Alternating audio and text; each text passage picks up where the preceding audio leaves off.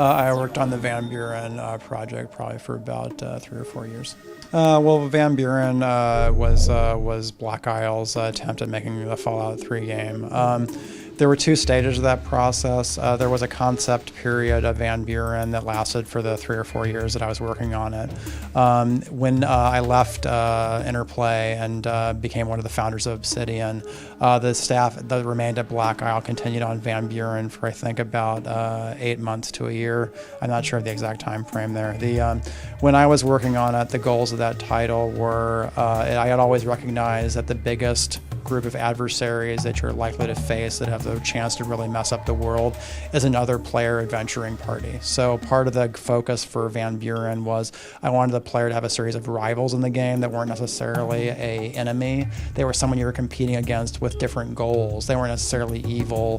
What they were is they just had a different agenda than you, and you were into conflict with them over the course of the game.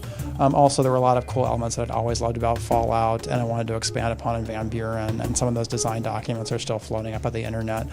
There are still some references to Van Buren in terms of like names of various organizations you encounter in New Vegas, like Caesar's Legion, for example, came out of one of our pen and paper gaming sessions that was done for Van Buren while I was doing that production work.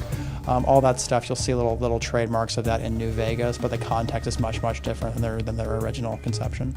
My favorite thing in New Vegas, there's actually, I guess it's sort of a high-level thing that I really like about it. One is I like the fact that New Vegas has no evil bad guy.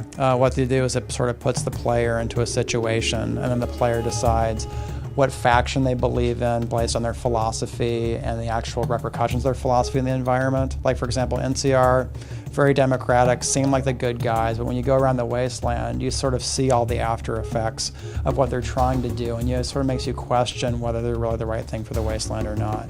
Basically, it puts the player in a situation, you see these factions, you see the beliefs, you see the results of their beliefs, and then we allow you to make the choice of who you ally with, or if you don't want to ally with any of them at all, and I think that puts the player in a really interesting situation.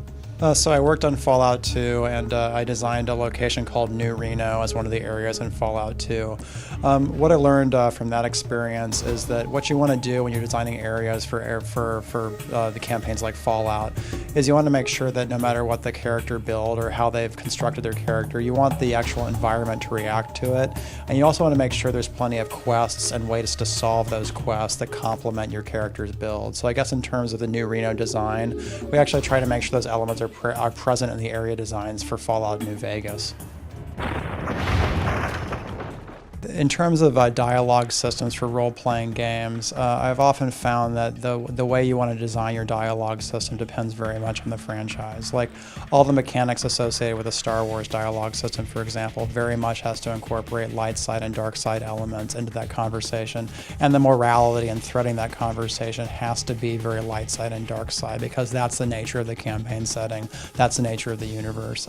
With Fallout, it's very much of an interrogation tree style dialogue, and that dates all the way back to Fallout 1, and it's more of what your character mechanics brings to the dialogue in terms of speech and intelligence and charisma that causes those cool changes and reactivity in the conversation. So I guess the system sort of depends on what you're trying to accomplish with a franchise. So for example, like when we were doing Alpha Protocol, for example, we wanted very much the real-time conversation system because that felt more urgent. It felt more like you were in episode of 24, and we felt that conversation system complemented the actual genre of game you're trying to make. So that's kind of the goal when you design a dialogue system.